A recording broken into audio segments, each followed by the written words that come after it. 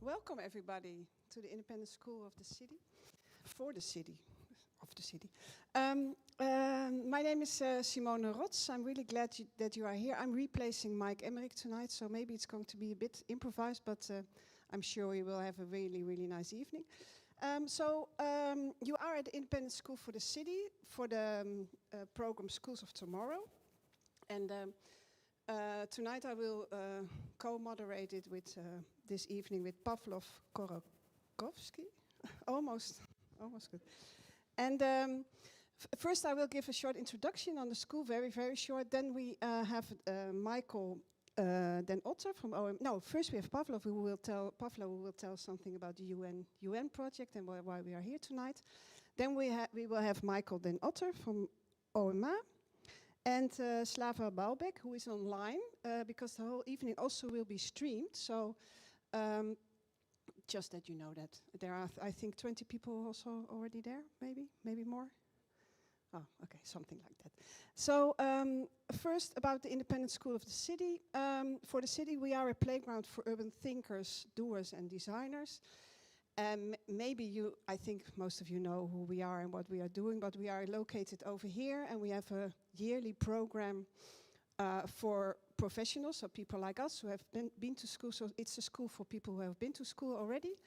And we have a program which consists of different kind of formats for 1 day or for also 3 months. So you can find it on our website, schoolforthecity.nl. And we always question the current questions of the city, and we use Rotterdam as a passport toto. So if you are interested, please join us in the program that you can find on the internet. I think, so we have an evening about the future of schools as part of the reconstruction of cities. And in the introduction or in the communication on this evening, David Gianotten was promoted, but he's not there because of some family things, I think. And we are very glad that Michael Den Otter will also speak with us. So first, let me give the floor to Pavlo, and he's an architect and part of the UN network. And you can introduce the topic, and we will share the moderating this night.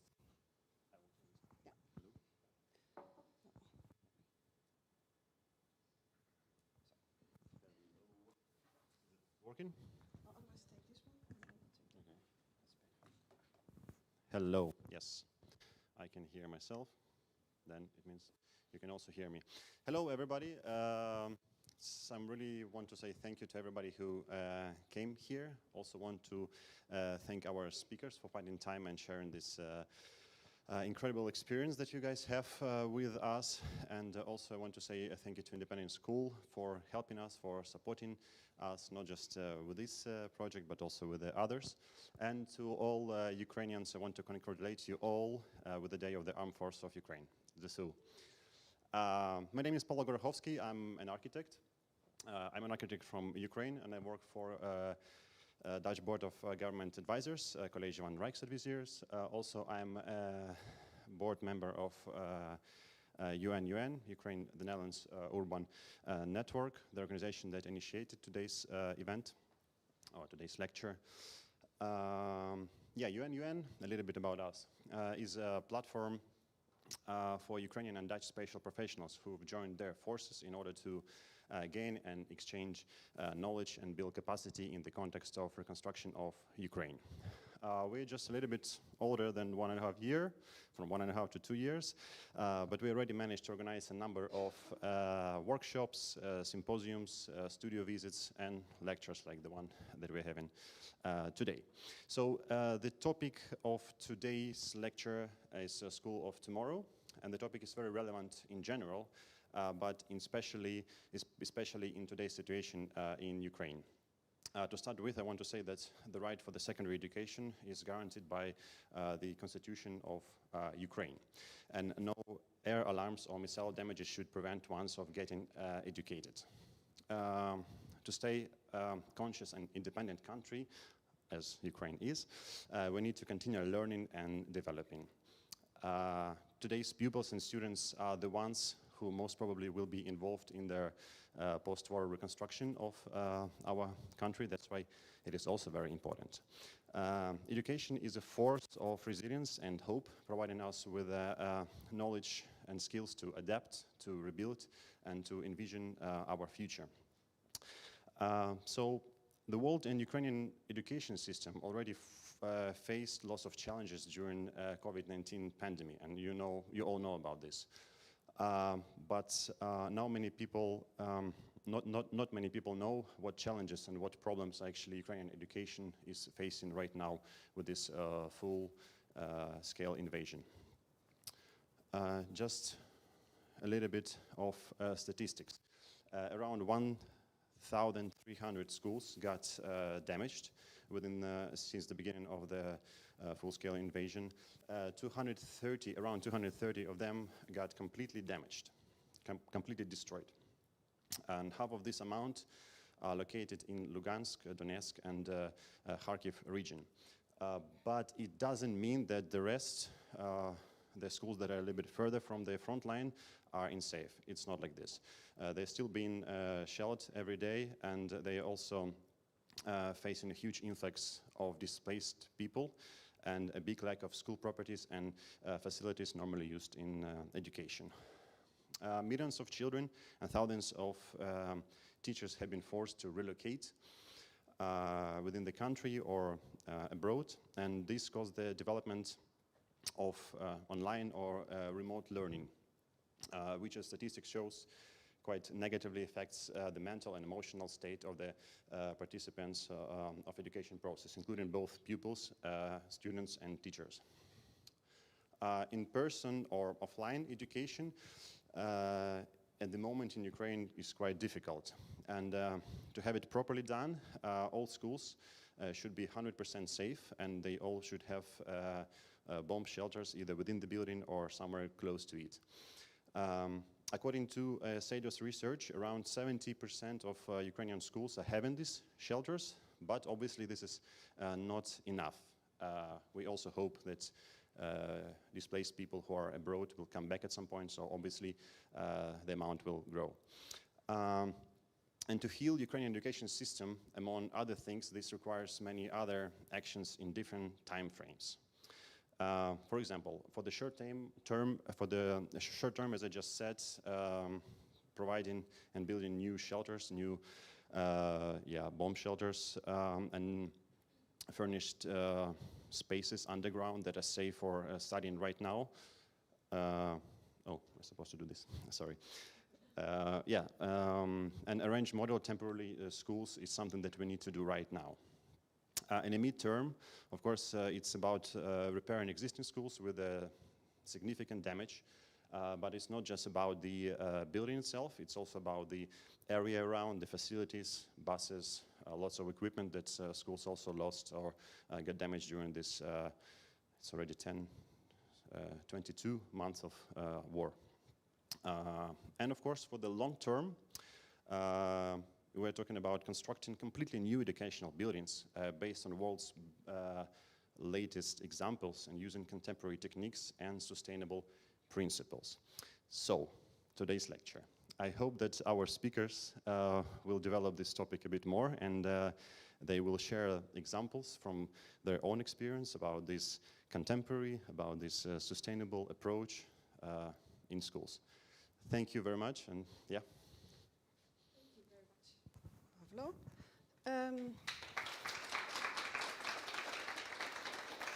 This brings in reality of the school, so I'm very happy that that I can introduce Michael den Otter. He's a project architect at OMA. He has worked on a number of competitions and projects across different countries, including Apollo-laan 171 and the Bijenskwartier in Amsterdam, the renovation of the Egyptian Museum in Turin, and various high-rise towers in the Middle East. He has led the Innovation Partnership Schools project for OMA.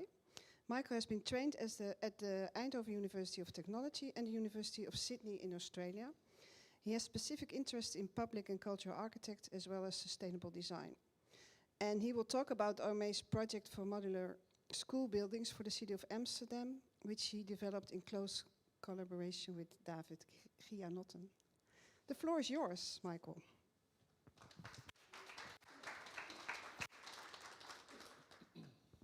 So thank you first for the invitation to speak here and show one of our ongoing projects. So this project, to continue with Pablo's story, is about a different issue, but it aims to address a growing issue within Amsterdam and the Netherlands regarding the development of educational buildings and especially primary schools.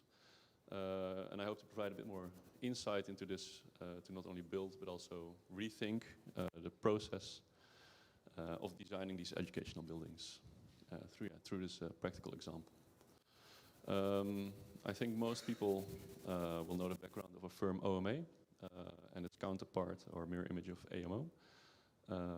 We do a lot of, we operate in a worldwide context with 3 offices, one in New York and one in Hong Kong, on a wide range of skills and typologies. OMA is of course known for its iconic and thought-provoking architecture, but surprisingly we also build a lot of timber buildings nowadays. This one is, for example, in Amsterdam at the old side of the Belmer Bias. It's a residential building. And in Eindhoven, where we are not only building timber buildings, but also developing a small forest inside the city center. But the topic of the lecture tonight will be, of course, the school building. It's a case study for a wooden modular construction system that is specifically designed to create integrated child centers, and I'll come back to this in a bit. This case study was made for a tender written out by the municipality of Amsterdam for the Innovation Partnership School Buildings, it's called, which wants to, the municipality wants to replace many schools that are near the end of their lifespan in and around the city. The current schools are very old, very difficult to renovate, and most of them do not fulfill the contemporary standards for a healthy and inspiring learning environment. They also have noticed that there's a growing difference between what is wanted and what is possible within the current Dutch building climate, I would say. The increasing demands and ambitions to create a sort of sustainable living environment are very hard to catch up with by the market. For example, with increasing material costs, a slow and complicated planning procedure, a shortage of builders and a limited production capacity are just a few of the many issues that complicate this building schools in the Netherlands. And the municipality lately found it even very difficult to tender new schools, as the applications for them, there was almost no parties signing up anymore, so resulting in failed tenders. To counter this, they opened up a sort of a new window of collaboration between the different actors in this process.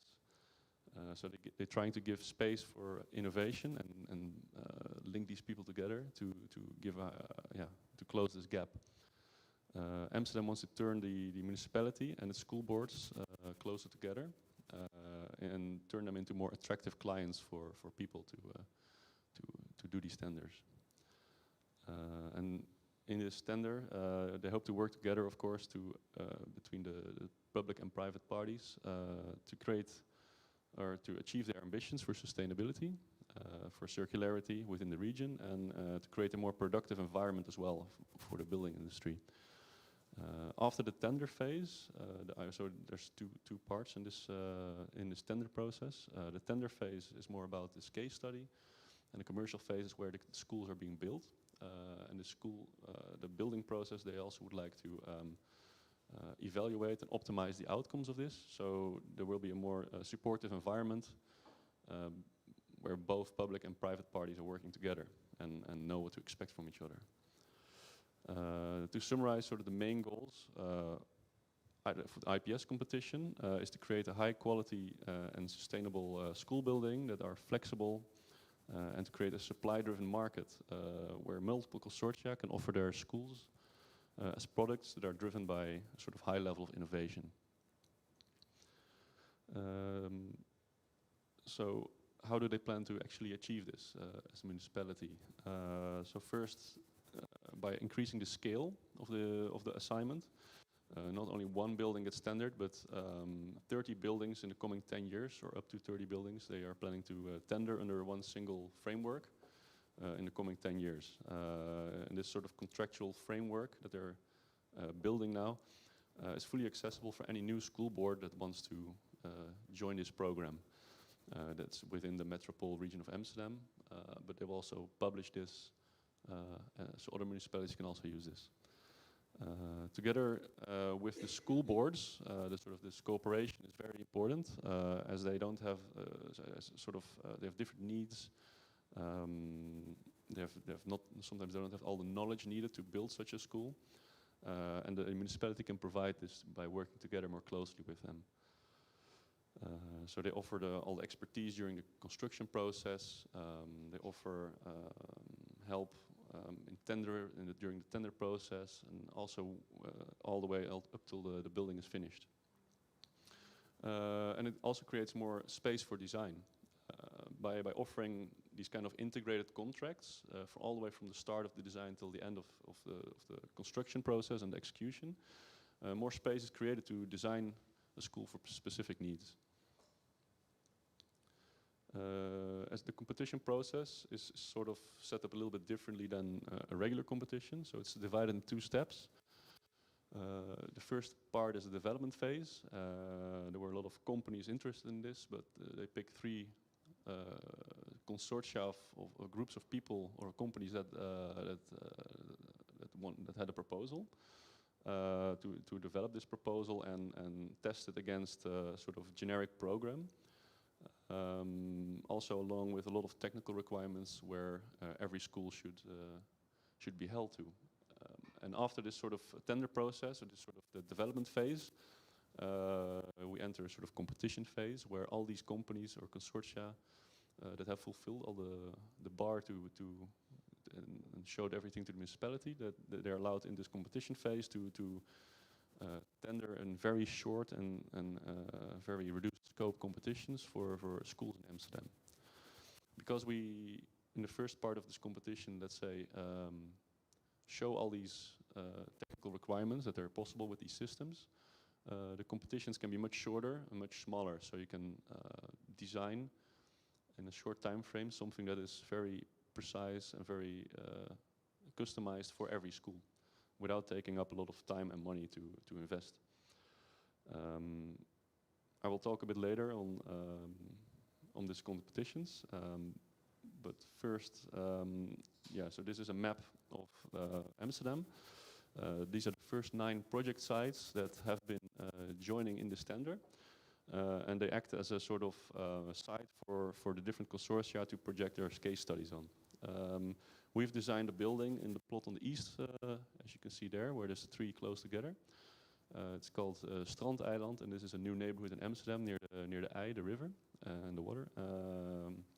And yeah, as you can see here, there's 3 proposals from the different consortia that have joined this competition. Ours is on the bottom left. So this is the sort of the case study we've picked to represent our system with. This consortium was founded to create this building. It's called the Natural Pavilion. It's a pavilion built in the Floriade in 2022. It's a horticultural fair. Hello? Oh. It's a horticultural world expo in Almere that's held every 10 years. And it acted as an event space and a testing ground for lots of new bio-based materials. This pavilion was built only within 9 months from the start of the design until all the way till the opening. So it's a pretty fast process. Then Circlewood. Circlewood, after this completion of this pavilion, Circlewood grew a bit to incorporate a wide range of actors, bringing together all kinds of knowledge and brain power and expertise within the consortium. This, of course, includes architects, sustainability experts, engineers, technology and manufacturing companies, but also companies from the timber construction industry. So with all this knowledge together, and there's something special about this, of course, the design and engineering side of this sort of ecosystem works really closely together with the manufacturer and the construction firms in it, really from the design phase already. And that brought a little sort of advantage, a nice situation where all the ambitions of the project can be shared really early in the project, but also you can increase the sort of innovation in design, and it can be pushed much further. The innovation is sort of most visible of this pavilion in this detail. It's a sort of steel knot, and yeah, this is sort of the core of the construction system. It's a steel knot which ties together all the timber structural elements and creates a sort of expandable and flexible structure which you can adapt really quickly. And this is called the wood core building method. And this can be seen as a sort of the predecessor to the knot that we have used for the school system as well. So this building method and all the innovations that were showcased in the pavilion, they were well received by the public. It got a lot of attention, a lot of awards, and it's still present in Almere and now functions as a temporary office and a gathering space. Of course, this is only possible with a sort of a vision, a shared vision that we have as this consortium. Slightly go into this. So it can be defined within sort of few key ambitions. So starting with the designing in a very nature inclusive and bio-based way is very important. Looks also beyond the regular life cycle of a building by making it more multifunctional and adaptable. Another point is, of course, to create a healthy interior climate, which is good for the comfort and the well-being of inhabitants. But it is also not only the interior, but also, of course, the way you position it in sort of the ecological context of a building. And it aims to produce spaces that are also that can be used by the communities that are present in the place, and therefore also sort of socially inclusive to hold events or to create spaces where they can hold events. Also, by using new construction technologies, to industrialize the building process is a big innovation. And they can build faster and cheaper because of this, again, so sort of lower cost. And of course, by harnessing all these ambitions, Circle aims to provide sort of the best environment for children to grow up, and as they are the sustainability ambassadors of the future. For the design of this building system and the case study, we have worked together with Studio A Quadraat, where Jimmy van der A is the lead architect of. And Job van Velzen from Consult, and they have both a tremendous amount of experience with designing schools, either as an architect and as an educational specialist. And this also helped us to create a much more encompassing design that can suit much more situations. The construction system consists basically of a catalog of parts, as you can see here in the diagram.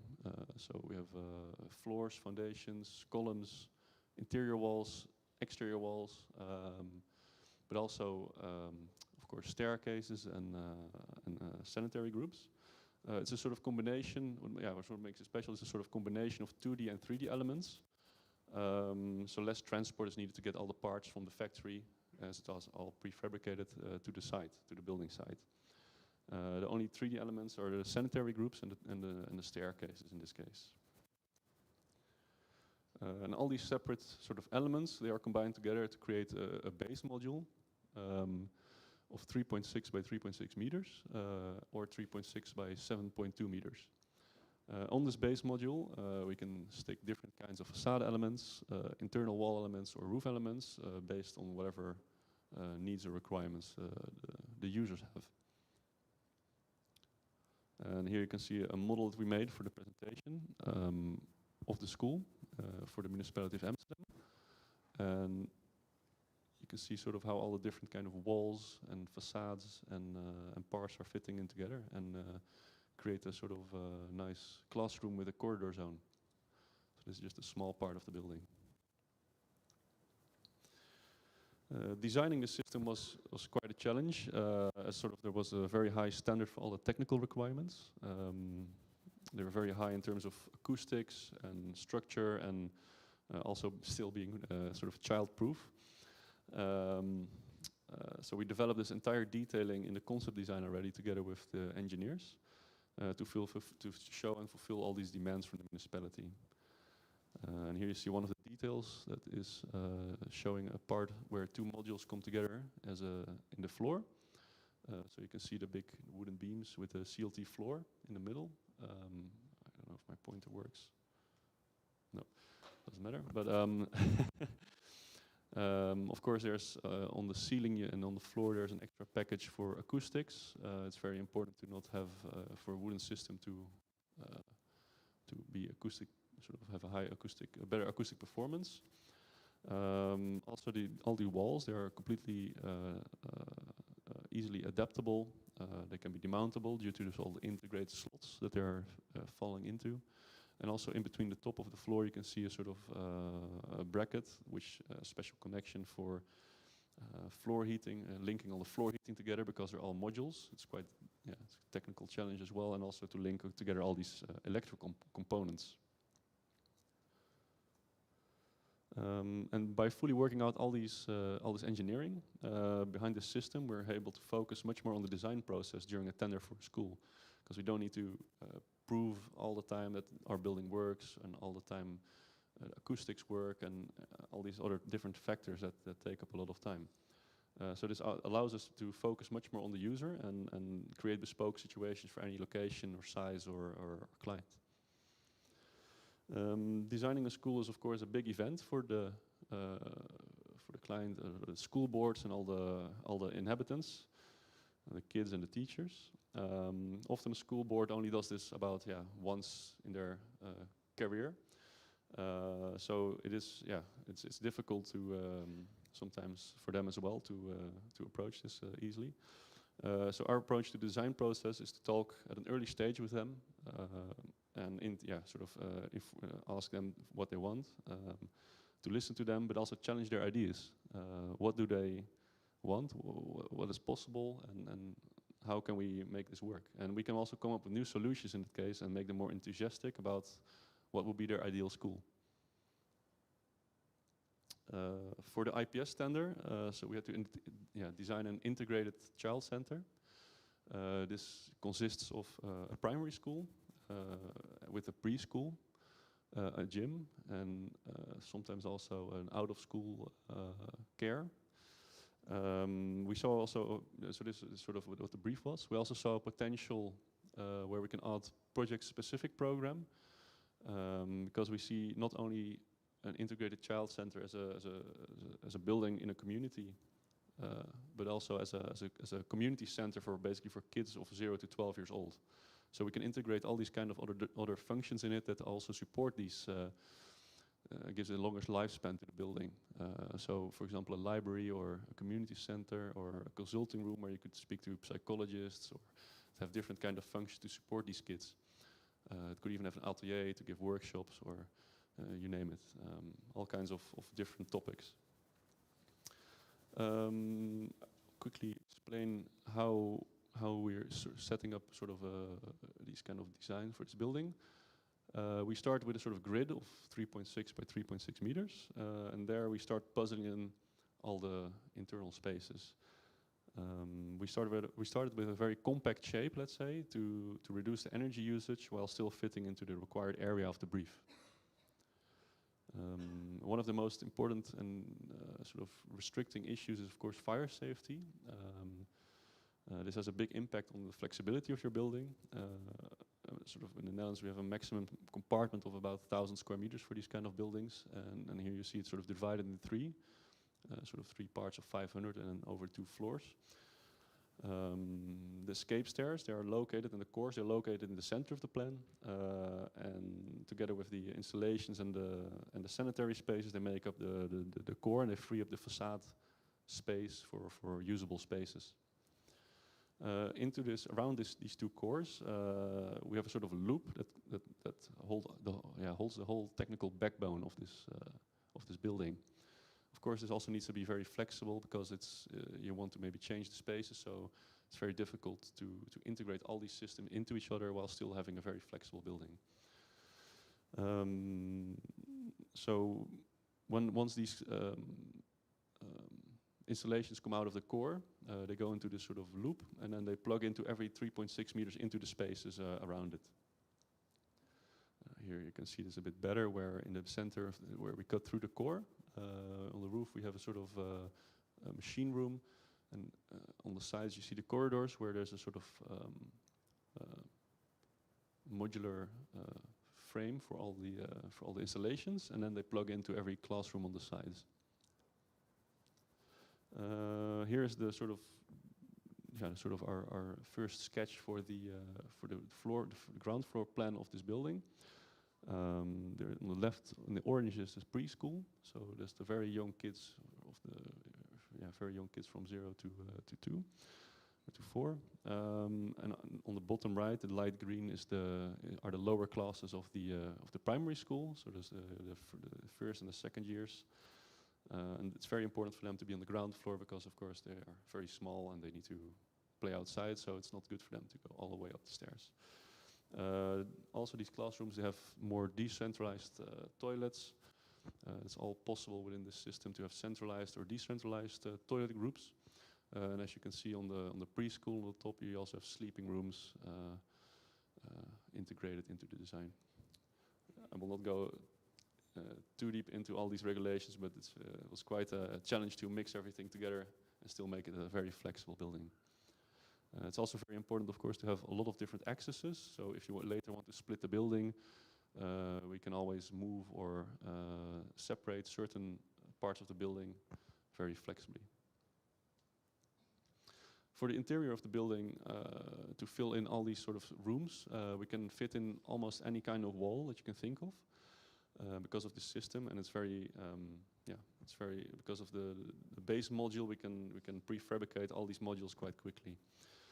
So if it's open or closed with doors, a homework wall or a storage cabinet or even an interactive wall, you name it, we can all design this together with the client, and per project this can all be different. Of course, our ambition is to create this with a sort of bio-based materialization. And all these materials that you see here have been tested in this natural pavilion that I showed you before. Also, this idea of internal flexibility, we've tried to integrate this as far as possible into the design. As the double use of space is also very important for a school nowadays. For example, the out-of-school care is a bit later, so when all the kids are out of school or they have to. That it can be more years combined. So then after school, they use the central spaces in a different way. So they need, for example, flexible furniture that can rotate and hold stuff of every different class. But also you can do this with walls that can be openable, or classrooms can be openable. So we thought also about a system where you can change walls on the short term and also in the long term. So for example, on the right you see a diagram where you have sliding walls or folding walls. You can take the wall out, or you can choose to, on the longer term, if you want to change the program, for example, to completely replace the wall, and it's still quite easy in this system. Also, when you think of a sort of modular system, you think like, oh, am I limited to the size of the module? This is also a worry from the school boards, and this is not the case, because we can create almost any kind of classroom of any size, of any shape. We have a standard sort of 2-module classroom, and on the right you have the sort of the classic classroom that's existing now in the Netherlands of 56 square meters. In this one, the module has been a bit extended. We prefer not to do this because then you limit the way we can adapt the building in the future. And on the bottom you can see a few renders on how this looks. So we have a sort of standard classroom with 2 modules. We can make a bigger one. We can combine 2 complete classrooms together, make a big classroom for unit education, as we call it in the Netherlands, where 2 classes are combined with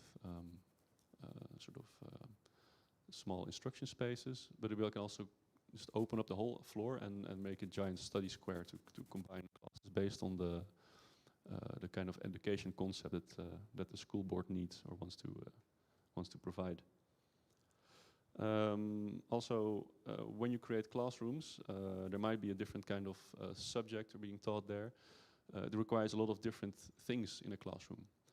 So, for example, if you want to give a technology class, you want to have a lot of power plugs, you want to have a lot of storage cabinets for kids. In existing buildings, it's very hard to integrate, but with this system, you can just prepare this, I'll prefabricate and easily plug this in. For example, a stage could be built in for a theater, a little theater, or maybe you need extra sinks for arts and crafts, for kids to wash their hands or etc. And it's all quite easily to put in the system. Also, when you want to have a program change, it's also quite flexible. On a longer term, of course, the school could be transformed to another function when you don't need all the classrooms anymore. So here we see a part of the plan that's transformed into offices, which can be open plan or closed offices. Also, for example, a basic healthcare could be added. Think of a GP or a physiotherapist or a dentist. These kind of different programs have a big impact on the sort of installations that are in the building, and in older buildings or existing buildings, it's very difficult to fit them in. So we also thought about how to to easily convert and change the program inside the building. And this sort of technical backbone that loops around easily allows us to do so. Now we'll go to the more fun part of the presentation, I think, where we see actually the building. So here you can see a few of the storage walls on the left. In the back there's a small shared toilet and a sleeping room. And also in the facade there are some storage facilities for the classroom. So they can all store all their things and have more space to play. This is a preschool classroom. It also has a good connection to the exterior, where they can also be taught. And it has a more natural and neutral color scheme and material finish. But it could also be a very colorful appearance, depending on what the school board and the users want. So going to the first floor, this is a small demonstration of the flexibility of the floor plan. You can have sort of standard or smaller classrooms enclosed, and as you can see in the middle green part.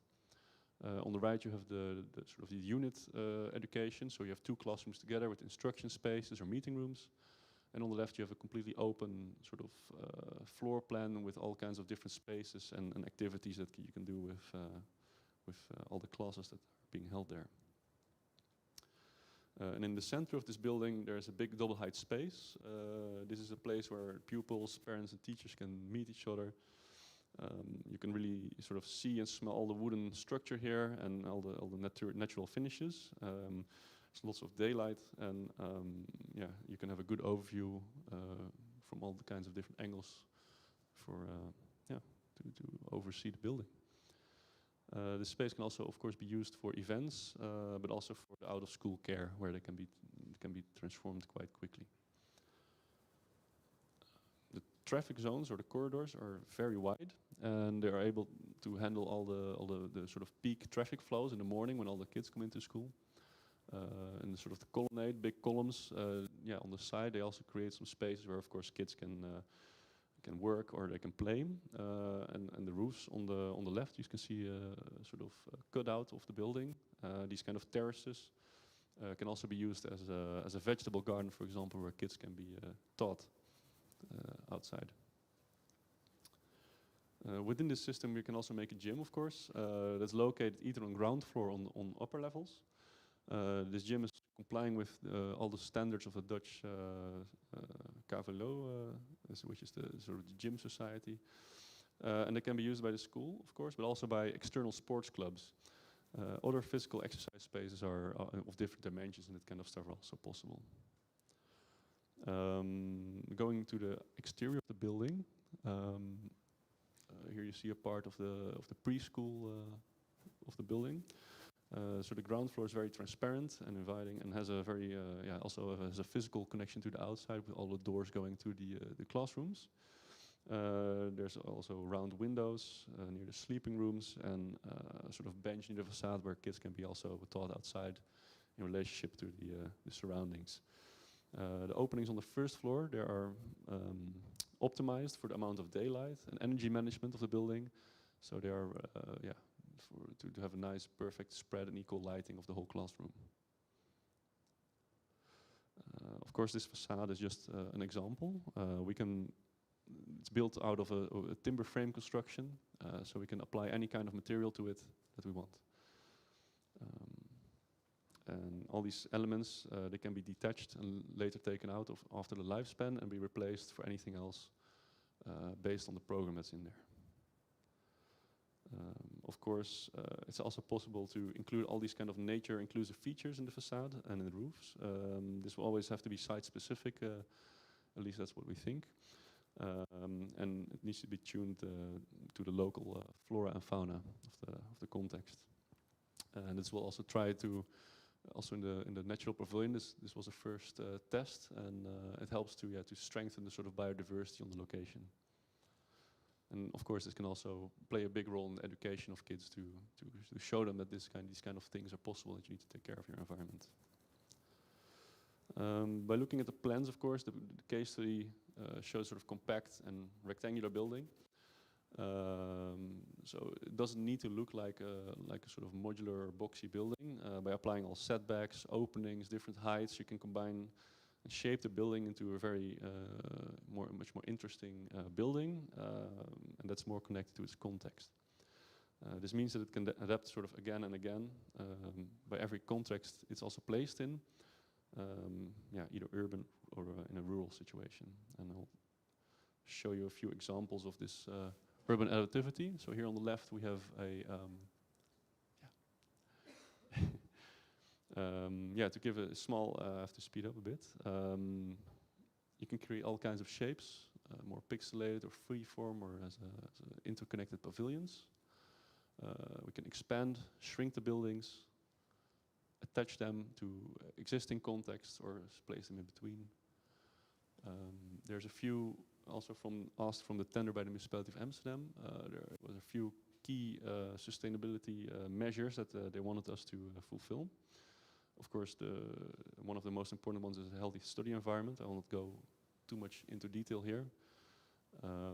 Embodied carbon is one of the key points to fulfill the Paris Proof commitments in 2030.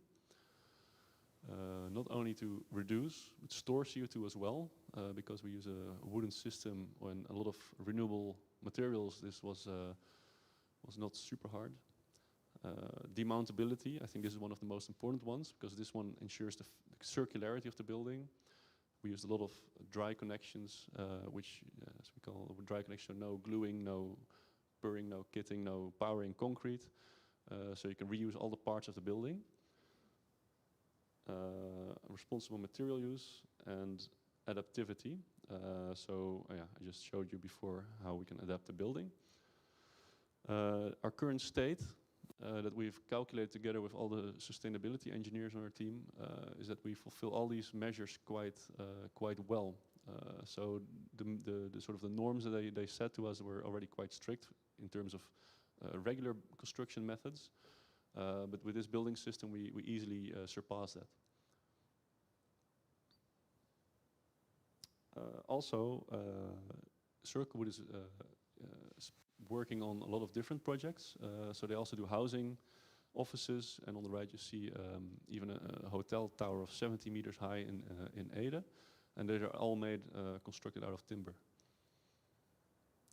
And I'm also happy to announce that after this tender phase, we did a first mini competition together with Studio A Quadraat, and we managed to win that one. So I'll give you a small, sort of first look at the state of design as it is now. So this is how you approach the building. You can see also the similarity to the sort of tender phase that we did before. There's a big central space with a glazed facade and a sort of connection to the surrounding landscape as well. And the playground sort of flows into context as well. So we have a sort of playground, a big canopy that sticks out to divide the different square playgrounds for younger and older kids, and the bike parking. Once we go in the building, there's a big tribune into a big atrium and aula, and also the playroom on the right is also connected to this. So they're all connected to create a sort of big space in which can be used for many different kinds of events. For example, a High School Musical, where you can just close off some parts or not, and use the space in many different ways. Once you go up on the tribune staircase, you end up again in a corridor, which can be used to study as well, or where all the cloakrooms and all the garderobes and all the storage space are also fitted inside the walls.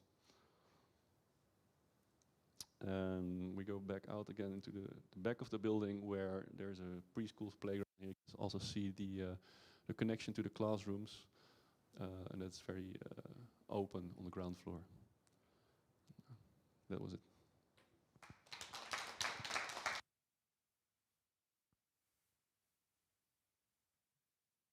Oh, yeah, it's working. We are a bit. We are thinking of one question. Maybe you could do that, and I can. Yeah, from the audience, because I connect the Zoom then to our event, and then you.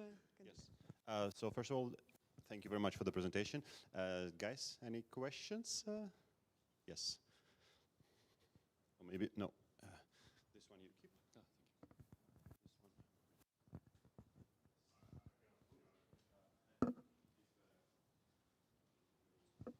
Ah, This one. Hello. Yes. Well, thanks for the presentation. It was very nice to see how you can bring some modularity into the school, yeah, let's say the architectural school landscape. I have a very practical question, because you won the mini tender or the mini competition. What is the square meter price? Was there like a how do you call that? Kostenraming, Yes. cost calculation of it, I can't name you the exact. Does it work? Yeah. like I the can't square name- meter price. I can't name you the exact square meter price, but there was definitely a budget for the entire school, and we had to fulfill also inside the first part already to fulfill this square meter price. And of course, it's a bit higher than a standard building in sort of traditional construction method, but it also requires a different way of calculating it. So because you can basically reuse the building after its lifespan, you have a lot of remaining value inside the building, and you see that a lot of parties have a very traditional way of calculating it. So municipality of Amsterdam tries to look a bit more further and I'll go to a circular economy within their city and the metropole region. So they are trying to adapt this kind of way of calculating what the value is of a building and how much they can spend on it. And they are standing guarantee for the rest value, like the future value of it. We're now discussing this during this whole tender together with also the other consortia. There's not a definitive answer to this yet, but what we are aiming for is, of course, to integrate this already beforehand, so you can spend a normal budget on a really good building. Everyone can have really good use of this building, and then also afterwards you reuse it much more efficiently instead of just throwing it away, let's say, or demolishing it. Yeah. Okay. Thank you. Yeah, good question. Guys, we are running a little bit late, so maybe if you can prepare and think about the questions, and then we will just, you'll be able to ask them after the second presentation altogether. But please, one more round of applause to our speaker. Thanks a lot.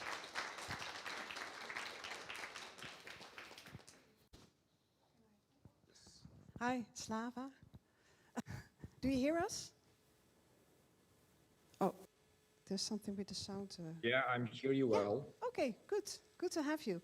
So thank you for. We are a little bit out of time, but we have enough time this evening. So we are very happy that you are here. I'm going to introduce you shortly, and then I'll give you the floor. So we have Slava Balbek. He is a Ukrainian architect and the founder of Balbek Bureau, an architectural and interior design studio creating commercial, residential and cultural spaces in Europe, Northern America and Asia. The Bureau's portfolio features Grammarly's Kiev office, 906 Cultural Center in a repurposed Californian church, and an art installation at the Vernadskaya Research Base in Antarctica. Wow. Additionally, Balbek is also a founder of ProPro furniture brand, a co-owner of 4 cafes in Kiev, and a military volunteer serving in an aerial reconnaissance unit. So Slava will talk about his design for a 3D printed school building in Lviv. I hope I pronounced it good. Commissioned by the Team for UA Foundation, which is expected to open by fall 2024 and accommodate 100 students. So we are very curious. I think you can share your screen, Slava. Yeah. And then I hope you can see it right now. yes, we can. Thank you. The floor is yours. Thank you.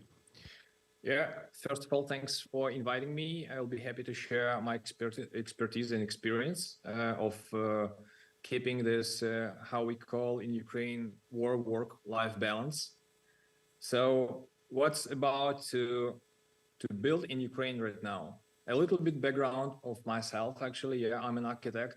I'm a founder of Balbek Bureau, curator of the Ukraine System Social Initiative, and the most important part for me, for now, it's a military volunteering since the summer of 2022.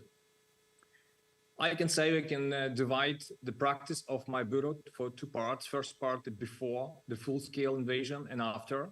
So before, we were pretty regular architectural bureau. So we renovated an old church in San Francisco. I love this project. We turned a former military arsenal for a teeming food hall. Yeah, as you said, I've been there actually, and it's like a dream for me. I was there on the Vernadsky stage base, and we created this art installation, like a symbol of a Ukrainian house for the penguins. Of course, it's not for the penguins, but they were helping us to build it. But then was the other part. Then was the full-scale invasion. For us, it's divide all our practice, and actually I can say our life in Ukraine.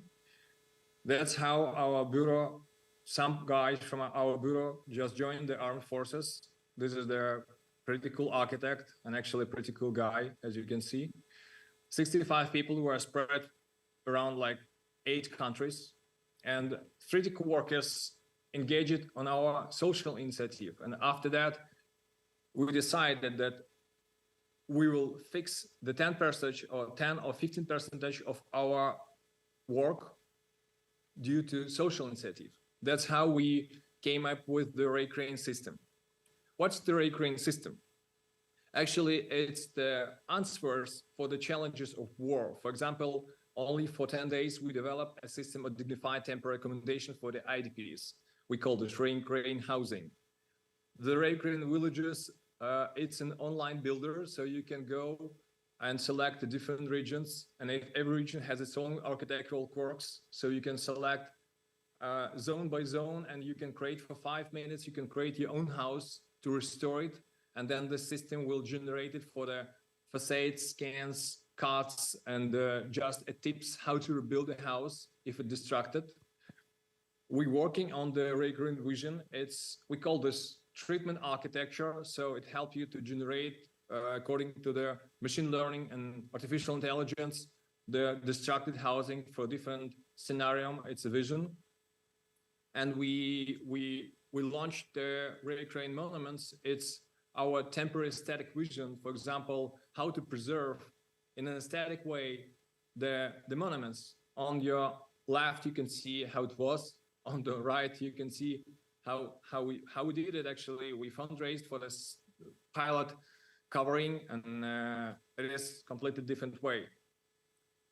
So our basic approach is to deliver the systematic solutions which can be scaled. This is the most important thing. So we can't focus ourselves on solution for some local thing. We focus ourselves to deliver systematic, scalable solutions. For example, all of our local social initiative can be multiplied all over Ukraine. So what is the aftermath of the Russian aggression? Almost 2 years in the full-scale war, our social infrastructure are devastated by constant missile strikes and shelling. And as Russia continues its aggression, the scale of destruction only keeps growing. According to the most recent assessment, you can see that over 150 billion total amounts of damage caused on the infrastructure of Ukraine. Over 3,400 educational facilities have been severely damaged, and 10% of them were completely destroyed. Just to give you a sense of scale, only in one region, in Kharkiv region alone, Russia was targeting 600 schools, colleges, universities, and kindergartens. Some of them are just shelled, some of them are completely razed to the ground entirely. This is the sample how the school looked in Kharkiv. This is the Lyceum in Veselkiv in Kyiv region. This is the sample of school in Kramatorsk, Donetsk region. So what is about restoring the educational facilities? Rebuilding educational premises is handled by the government and local authorities. But since the state's current priority is to provide for the defenders, and we all know this well, non-state actors, as the local and social initiatives came in to help. I can say for myself that every school and kindergarten restored during the ongoing war is a little victory for us. But most of facilities are yet to be built. For example, 500 educational facilities have been rebuilt since February 2022, and over 3,000 yet to be restored. What is their main challenges? Unfortunately, the restoration is hindered by a number of factors. First is risk of repeated strike, for sure. Everything rebuilt may be destroyed the next day, and it's a high chance to get another hit daily. Lack of fundings. The scale of destruction is actually massive. But local churches and businesses mainly focus on supporting the army. We know this well, and this is really important. We need to build back better way. We don't want to restore the Soviet era schools in the way they were. It's not an option for us. We have a chance to redo it, rebuild it, like with more inclusive, sustainable, in an innovative way. So this is the chance for us, for the community, for the architects to do this in a proper way, a new way. So I can say that despite all the challenges, Ukrainians continue their efforts to restore the normal educational process for their children. So here, take a time just to scan or just make a photo. You can observe several NGOs raising the funds to rebuild Ukrainian schools. This is a sample how we have help from international donors. For example, UNICEF restored a school in Irpin, or for example, the Estonian government rebuilt a kindergarten in Zhytomyr region. What is education during the war in Ukraine? Even if the school was lucky enough to stay intact or be restored, the challenges of interpreting is educational process. So missile strikes and shelling. Forced breaks during the air raid alarms. You should understand that it can be like several times in a day. It can be from 50 minutes to up to 4 hours. So every time you keep focusing on the process, you can be stopped by air raid, and you should go out on the school, you should go down to the bomb shelter. This is the sample how Kharkiv school relocated itself in the metro station. It's an awful condition, for sure, and our kids should continue learning in such conditions. Blackouts. I don't know if you have ever faced a blackout, but sometimes it's 4-hour spans, sometimes you don't have several days in a row with no electricity. So as well, it's not an option to have a proper education process. A lack of bomb shelters or they're in proper condition. We were not prepared for the war. I can say nobody were prepared for the war right now in Ukraine. I can say all over the world. So our schools, our kindergartens, I don't have, or either they don't have access to the bomb shelters, or if they do, the shelters are in really bad condition. Of course, for this almost 2 years after the invasion, we're trying to do something. We're trying to rebuild it, re-equip it, but it's still a massive of things to do. Continue working in the damaged facilities. For example, in liberated areas, schools are often left with the task of resuming offline education while it's been shelled. For example, the Mykolaiv region, liberated areas, the school still has impact with the missiles, and now on is the winter time. For sure, you can understand the cold and other things. It's a pretty much issue to continue educate in such conditions. So we came back to the 3D printed school. To facilitate the restoration of destroyed infrastructure and build a new school, we have to look for some kind of new technology. What can help us to scale the technology? What can help us to make it fast? Team 4YAR, the project is initiated and implemented by Team 4YAR organization. They came to us with an idea to continue working with the 3D printing technologies. And the Lviv was the starting point for our pilot project in 3D printing. Since Lviv, the biggest city in Ukraine's west, has welcomed thousands of displaced people, their schools have been overcrowded.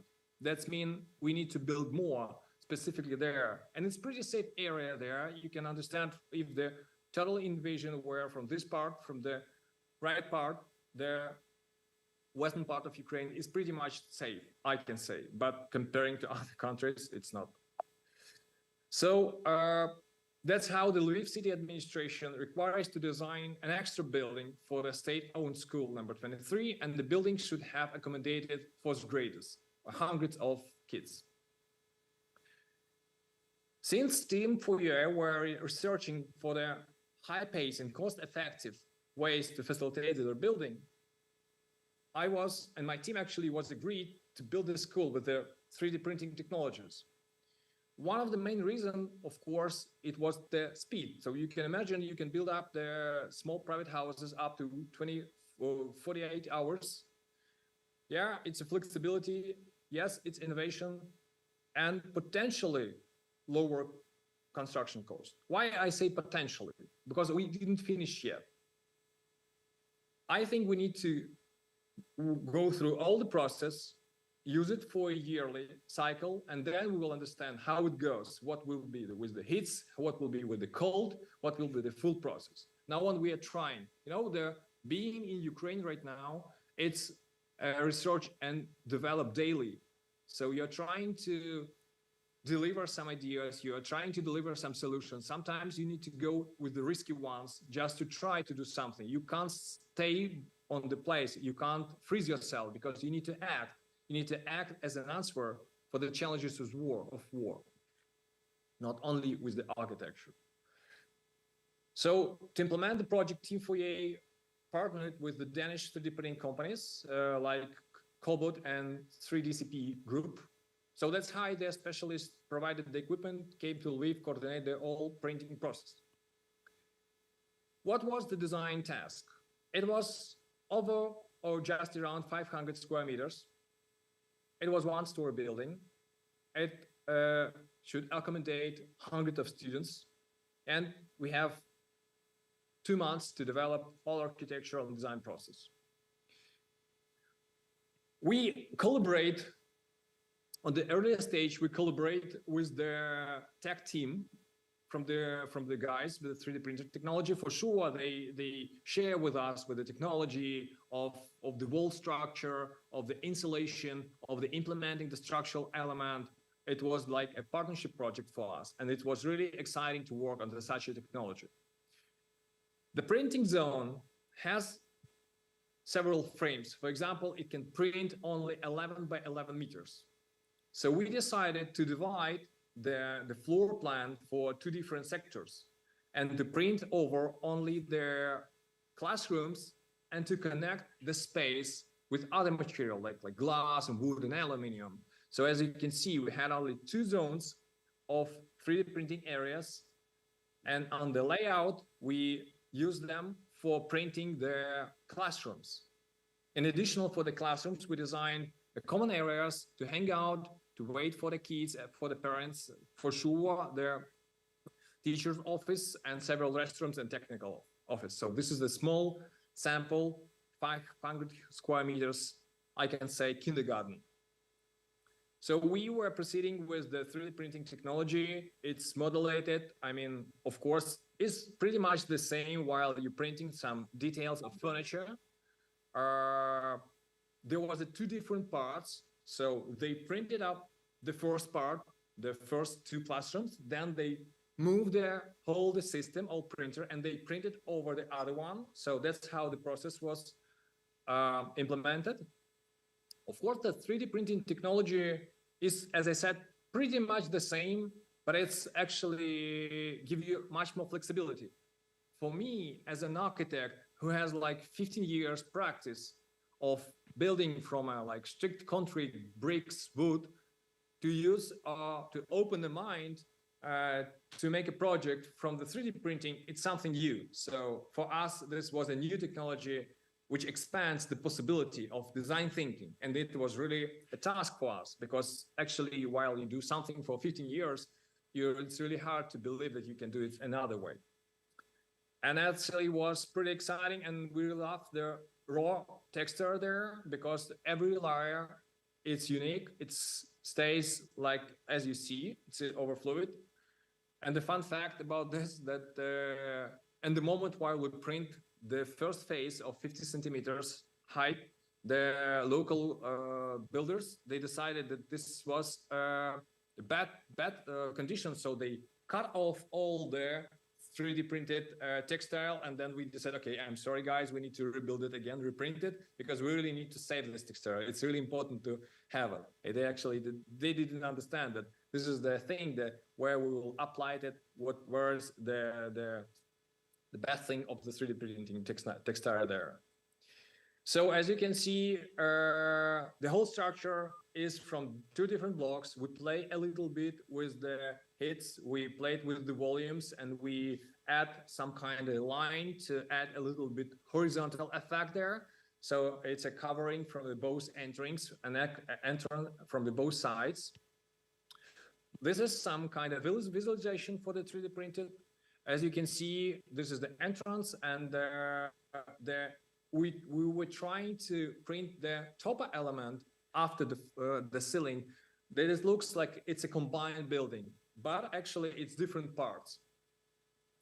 So this is few renderings from different sides, different entrances.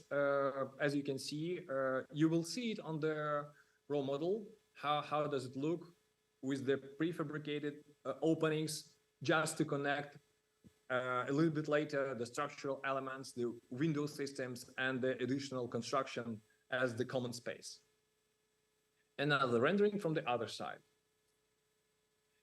So the interior design concept is pretty simple. It's pretty basic. It's super soft colors. For sure, the wall and the wall texture continues downstairs from the 0 level, where we cover it with the wood panel to preserve the heatage of the playing around and hitting kids on the walls, because it's pretty dangerous to be scratched by this textile. So that's how we invented the 1 level of the wall design panels there. You can play around there. As I said, we're pretty simple, and we have the window on the ceiling just to have additional light on the middle, if you can see there. I don't actually know if you see my cursor there. I'm trying to show you there. few more renderings down, few more renderings of the interior concept.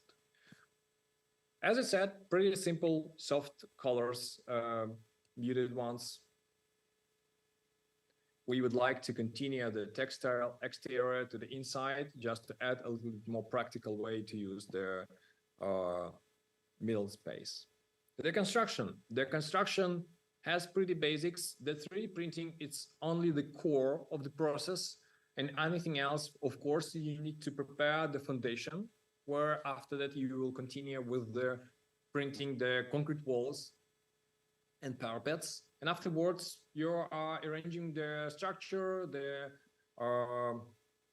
you're going with all the networks, HVAC system, windows, and it's pretty basic actually. Unfortunately, the construction was postponed due to blackouts and missile strikes. That's why we started a little bit further. We started in May, and it takes us a little bit longer time to build up the raw structure of the 3D printed, but you can see how it goes. This is the printing, the first part.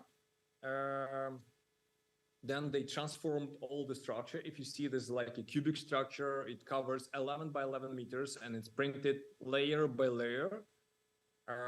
And this, how does the whole structure looks? So, I mean, this is the prefabricated structure where we will continue building for the exterior walls, and then the roofing and insulation and the connection roof element. So it is like it is right now.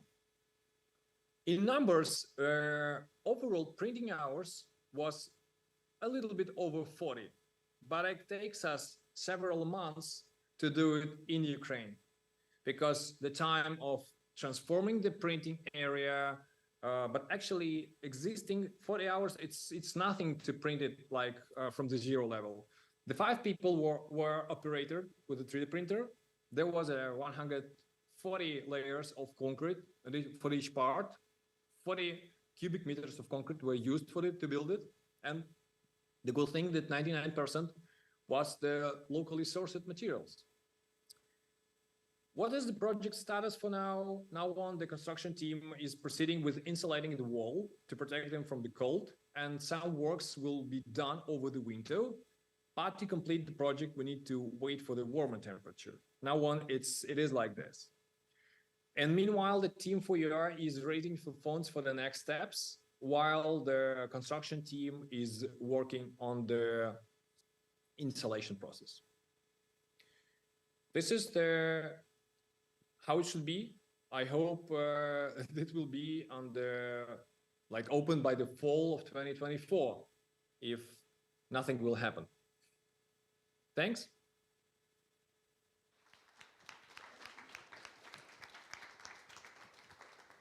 Thank you very much, Slava. It's really impressive. Thank you. Well, what we will do now is also, I will put you on the bigger screen. And maybe you can stop, or do we want to leave the presentation? Oh, okay. We could always put it back. So what we could do now is do some questions, and to Michael and to Slava. And then we will see what happens and what the discussion is there. I first think you have some questions, and then we can give it to the floor. Yeah. Thank you very much for your great presentation. It was really an inspiring project. 2 projects, actually. Maybe you guys, while you're thinking about the questions, I already have one. Yeah, we can do this one, so you see, I don't know. No, so we see the both like this, but without this. Yeah. Oh, yeah. Thank you. Yes, now great. Great. Hello. Is that good for you, Slava? Yeah, I think yeah. it's perfect. Yeah, whenever somebody from the audience is asking questions, we can also turn the camera there. Around, yeah. Yeah, just maybe a first question, because obviously this 3D printed school is very innovative and high technical things, and with all your experience, of course, the participants in the constructions are different. You also need to involve people who are, professionals in 3D printed, the ones who are also have expertise in this specific thing in the concrete. Also dealing with all the other specific things. What's the actual difference in the conventional architecture? I mean, the project of the school, I think, is the first one that you had, but what did you find? What are the difference between the conventional designing process and the working on the 3D printed project? I can say basically it's pretty much the same. While you understand the technical task, and the possibility of specific printing technology and equipment. I mean, sometimes it's 12 by 12, sometimes it's 5 by 5, sometimes it's like 20 by 20. So you go through the technical task, and then you collaborate with the technical team, and I don't feel that much difference. I mean, as the same architecture, we have the function, we have a structure, and we have a design challenges and design result. So everybody who wants to join the concept for the 3D printing, you can actually make some practice with 3D printing small models, and you can understand the basics, how the technology works, where you need to have a column, where you need to have a pillow, temporary pillow, for example, for the roofing, for the windows and openings. So, but basically, it's pretty much the same. I mean, the conceptual part and the practical part while you're working with the different engineering teams. But isn't it a difference in time schedule? Like it's going faster or? Yeah. As long it was our first project with this kind of technology, and then, I mean, by myself, I'm pretty much skeptic overall everything. So I actually want to go through all the process. Then I will tell you about what was the time of building, of the practical issues. And I really love this technology. I really believe it can give us a little other stage and other level of speed of buildings and etc. But actually we need to test it. We need to test it through all the year. We need to test it through the time. So that's why it isn't finished yet. So I don't have a report for you, but we are in the process. Everything around us, it's a test. So we are in the middle of this test. Yeah, that's what you said. It's an R&D, daily R&D, research and development. That's very interesting about it also. Maybe there are questions from the audience, or maybe from Michael, about both actually projects. I have a question for Michael. I heard also that this project, this modular system that you invented is not only what OMA is going to use, but you look at the options where the local architects can pick up this modular system, and you kind of supervise it. Can you elaborate? So our role is basically as a creative director to maintain the sort of aesthetic appearance of this system. This IP of this system is owned by Circlewood, which is a company, but it's also a consortium. Together with our role is basically to overview all the different projects that get built with this system, and we don't have the time to actually build all the buildings, hopefully, with this system. So what would you, basically the idea behind this sort of project is that once the first school has been built, we have a sort of another review round to see what can improve. And the coming schools that will be built with it, we will invite different sort of guest architects to design the building, and what we will do is just to help them understand the system and what they can actually do with it, and to help them to get it on a great level. That's basically our role in this consortium. Is there another question from the audience? Guys, don't be shy. Ask. Okay. Do you go? Okay. I have some questions. So Okay. I have a question for Slava.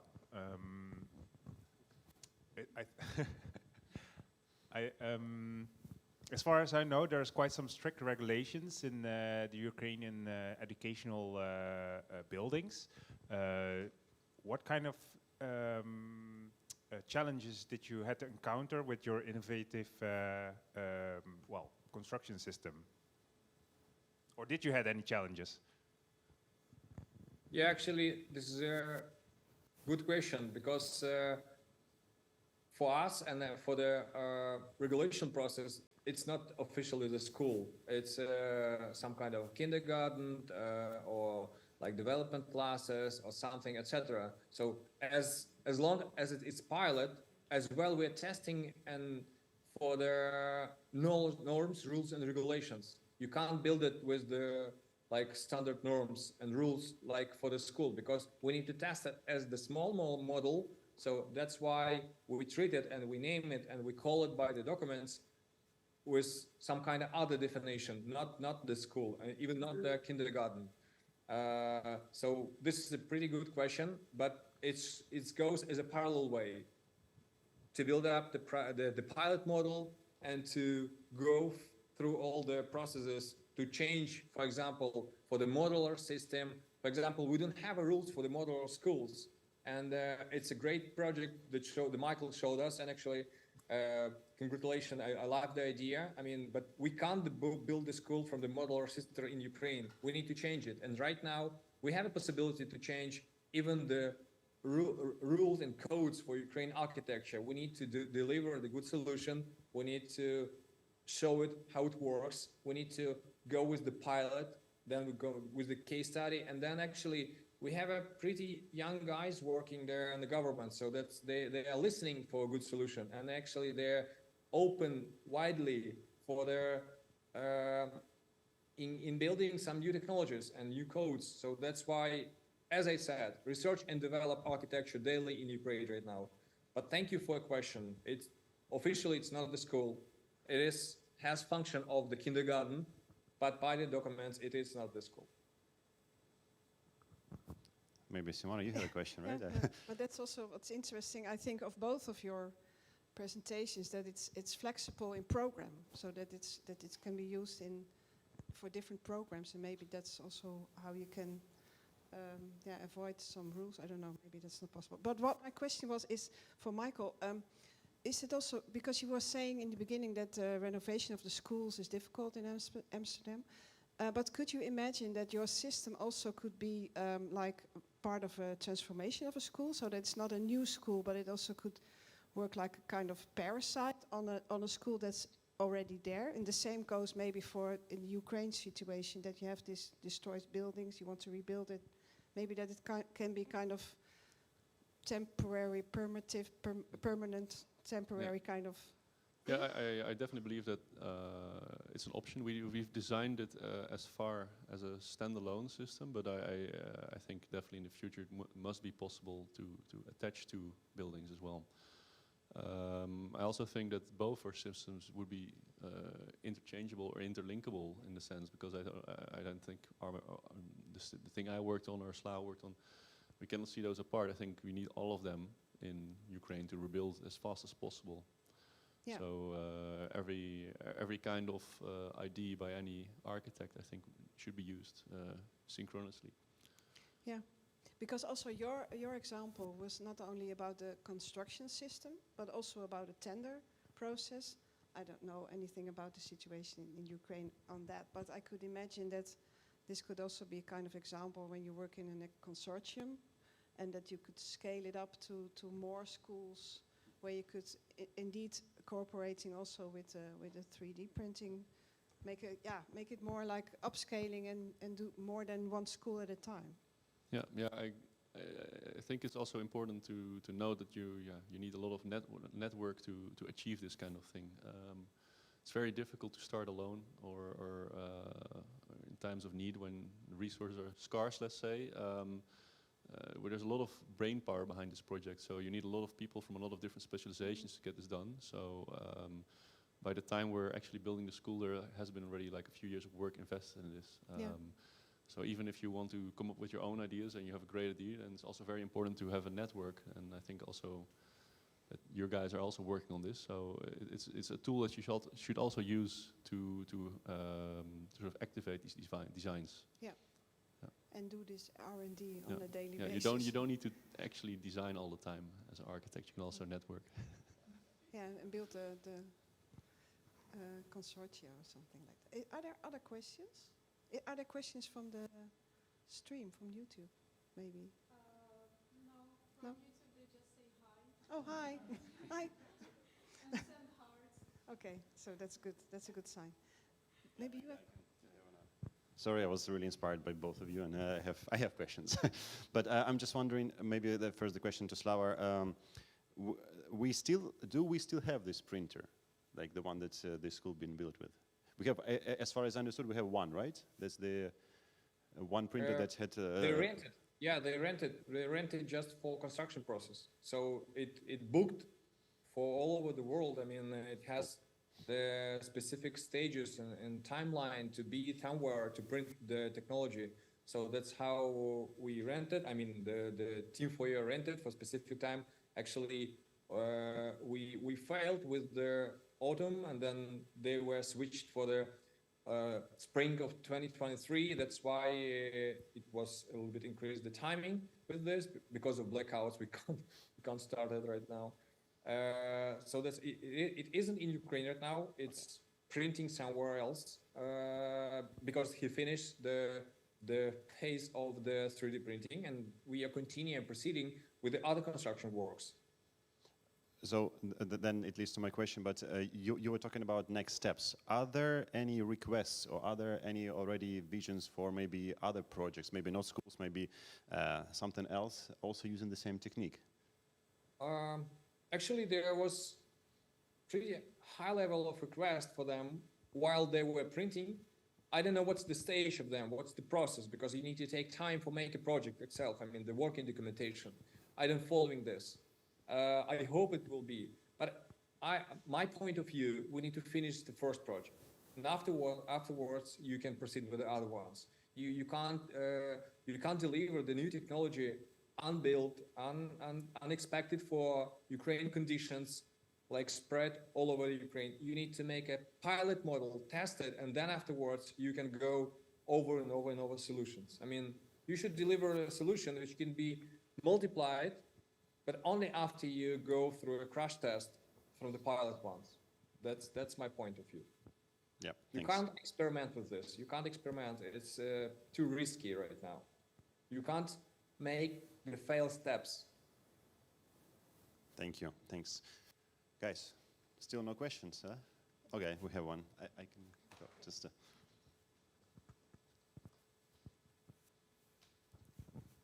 Irina Vaganova. I have a question for Michael. You showed a very beautiful picture of a gym inside, which is integrated in your modular system of school.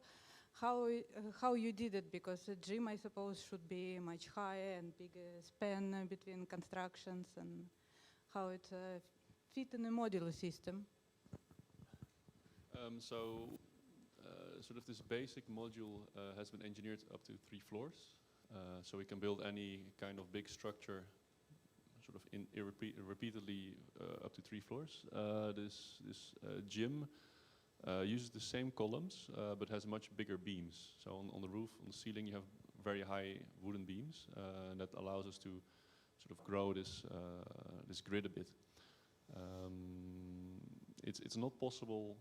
It's one of the sort of limitations we're trying to get rid of now, but it's not yet possible to build on top of the gym. So that's why we either build the gym on the ground or on top of the building, but we can't put the school on top of the gym, let's say. So we're still working on that. But yeah, just bigger beams. The columns are sort of tested up to 3 floors, so we also can have a roof for a gym. That's a bigger span.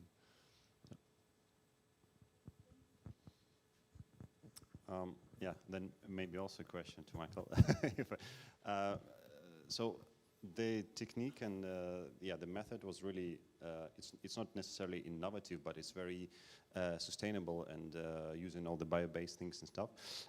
My question, was it also, you create not just a building, basically that's the place where kids are going to be educated. Did you also put some pedagogical ideas within the building itself, so actually kids can learn from the building the way it was constructed? Because I saw the slide where you've been doing some workshops with kids, but was it also like, were you putting in this educative or pedagogical sense in there as well? I think even the fact that you use wood is already a big change from existing buildings. So kids can touch and feel and smell the wood.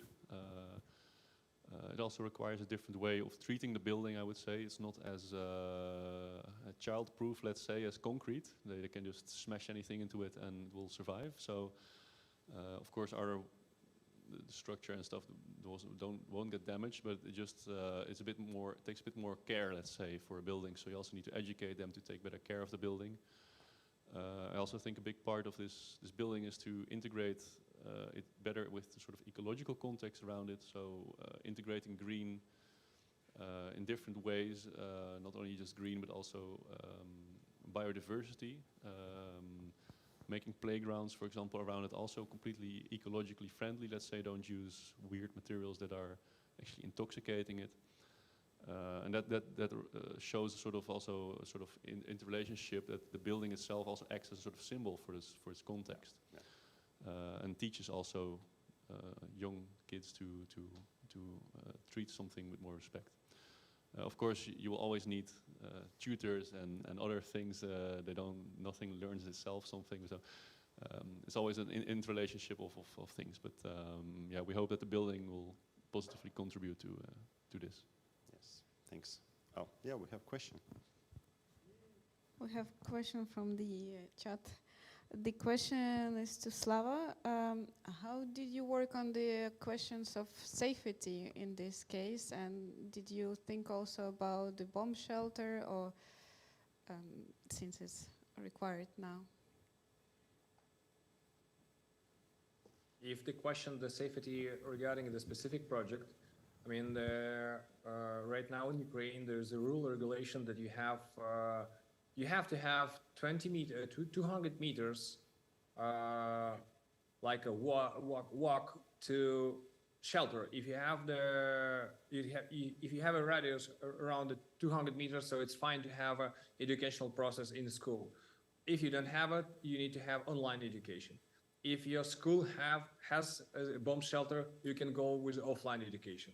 So if you have some kind of 200 or 250 meters beside some kind of bomb shelter, which can be occupied with the specific amounts of kids and teachers, so you can proceed with offline. So, and then, for example, if you have a small one, you can have a small group of people who is working offline.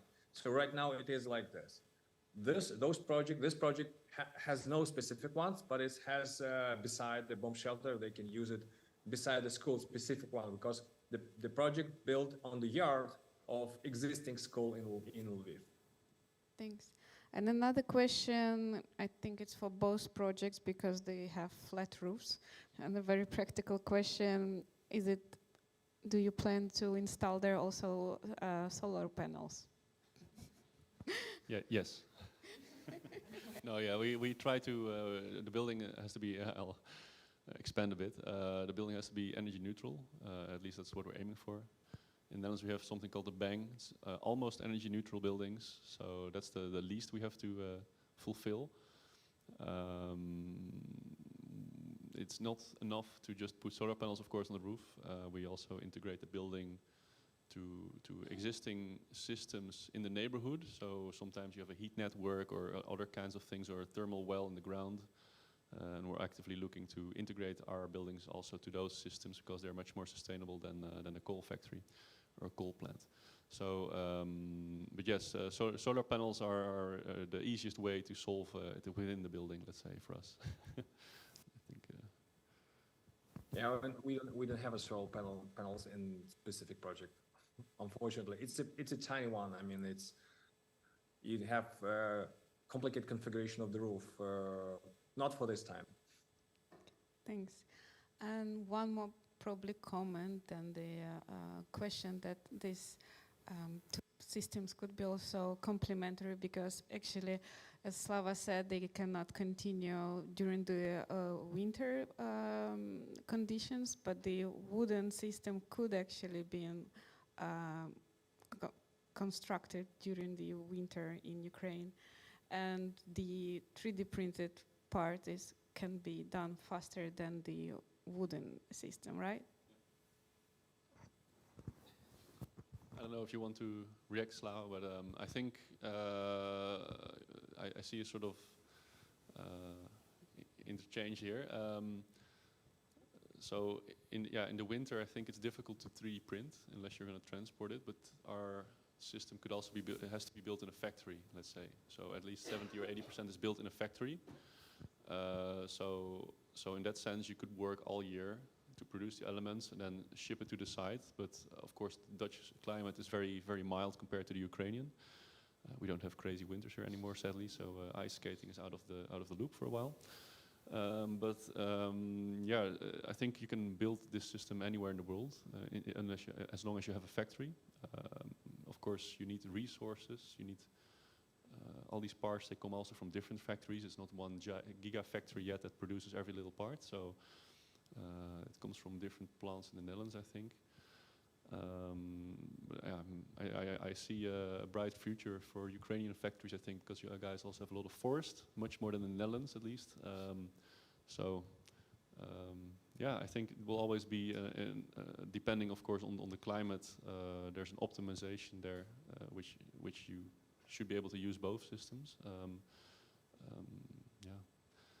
I think we could in theory 3D print here as well if it doesn't rain that much. So we still need to cover everything with a tent all year basically. Yeah. So maybe the Ukrainian climate is better suited for that. Yeah. Yeah, I can say it's not a matter of time of the year, it's a matter of minus degrees. So sometimes there is a technology for the concrete where you can build it up to -5, I guess. You have some additional elements if you add it to the concrete, and you continue building as a concrete, the standard construction site. But the 3D printing technology, it has some specific chemistry of concrete. It's not the standard one. So I don't know specifically, are they able to print like up to -10 or -15? For sure, the cold winters are not only for the construction on the printers, it's as well as for the guys on the construction site. It's complicated to proceed the works. Of course, the wood is more effective in this time because you can build it all time of the year. But I can say the technology is every day getting better and better. Maybe the next year they will find some chemistry or technology which allows us to continue building with the 3D printing. Come on, 10 years ago, we didn't have any technology to print house from the 3D printer. Now when we're speaking, okay, let's do it in -30. Maybe it will be the next step. Yeah, just another small question. I don't know, guys, any questions there still? No? Okay, I hope it's not a stupid one, but so the project that you showed us is 1 floor high. But is it potentially possible to go higher, like 2, 3 stories? Or is it the weight of the concrete is a problem for that case? Or is it, again, you still need to check it? Please come again, because it's a little lag of internet on my. Yeah. No, the question if that's possible to go higher than 1 floor. It depends on the thickness of the wall, for sure. You can build it up higher. It depends on the structure. I mean, it's a static question. You pre-calculate the statics, and then you will increase the thickness of the foundation, and that's it. You go higher and higher. It's as well dependent from the way where's the pump giving the concrete, but it depends of technology and technical task. Yeah, you can go like two stories. I don't know if you go higher than 2 stories, but we discussed to give it a little bit higher. Okay, one more question from the audience. Hello, this is a question for Slava. I have actually 2 questions. One is if you can talk a bit about how this project started. Like, was there a tender? Was it a piece of land that was free? Or is the municipalities trying to encourage the building of schools, or how did it work? And the second one is, we are talking about 2 projects that are quite in the long term, because they need a whole systemic change. Do you think it's possible to apply this construction method to more immediate action? Like, some walls are broken down. Can we put a patch on them, said in a stupid way, with this kind of method? Thanks. Thanks for the question. How does it start? Actually, the guys from the team for UR, we have a history of relation to them. We made some projects, so they came to us if it's possible that we can create a concept. With this concept, they came up to city administration and then fundraise for the first stages.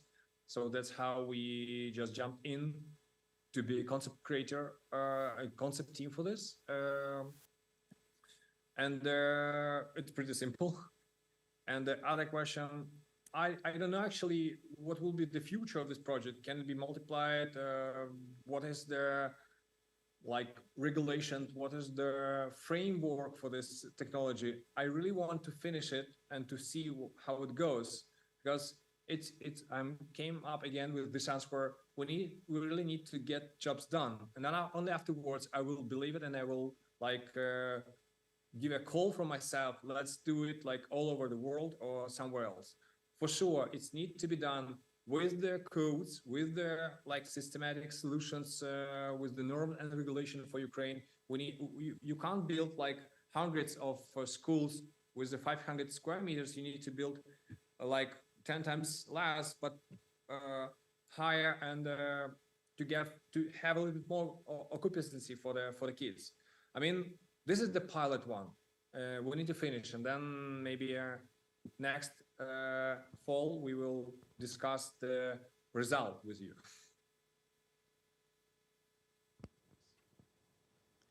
Okay, maybe there's time for one more question, if there is, or otherwise we close up and we go to... Oh, there is.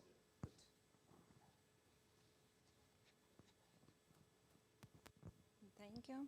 Thank you for the presentation, and I think maybe I didn't catch it because of language, but it's interesting how the heating system is supposed to be arranged in both projects, in the winter time and cooling in the summer. The heating, you say, huh? Yeah. It's a question how to... Slava, did you hear what the question? Yeah, the heating system. Yeah. But Michael, please, you take the mic. Hello. Okay. So our heating system has two parts. First part is a sort of air system. So we have air, heated air and cooled air. That's the base system, let's say, for the whole building. And then we have a heat pump on the roof that takes the heat out of the atmosphere. Also depending on the situation of the building, where it's located. We can also go in the ground or connect it to the city grid. Second part is for the ground floor. We have a heating and cooling system in the floor. So that's with water. It's a water-based system. And then those two work together to get sort of optimized result based on your energy usage. It's a bit cheaper to stay with only one system, but the two together, they provide much more comfort. And I think that's the result of what we got to in the end with all the engineers together. In terms of insulation, I mean, we try to use. We have a sort of standard in the Netherlands where we have to conform to, and also we have very thick walls, so we can put as much insulation as we need to make sure the building is wrapped and airtight. Yeah. Actually, we have pretty much the same, the air and the heated floors for this project. But the trickiest question for the engineering concept is to solve the cold bridge, which goes from the parapet, go down to the walls. So that means that the cold will go through the wall. So that will be the toughest challenge for the engineers, how to insulate this cold bridge, as we can call this in architecture. So, but the engineering system for the heating, it's pretty much the same. We have the air conditions, and we have the air recuperator, and we have the heated floors. That's it. Thank you very much. I think we close up now. And thank you very much for coming. And thank you especially Michael and Slava for the very interesting presentations. And we really need, as a UN network, also follow what happens the coming years or year. Do you want to say, also thank you, of course. Maybe you want to add something? I just wanted to say thank you, first of all, to our speakers. I think it was really inspiring and new things that we learned today. And it kind of give hope to our country, first of all. So thanks a lot for both really nice presentations. Also, thanks everybody for joining us today. You can also follow our website. We have more information there, more events coming up. And of course, to you, to Independent School for the City. for helping us, organizing, supporting us, and well, thanks a We're lot. glad to do so. So thank you very much. And you can stick around and drink something at the bar. Whoever is here, of course, on the location. And I hope to see you again on other events of the UN network or of the school. So you are very welcome. Yes, and please, one more round of applause to our speakers today. Thanks a lot.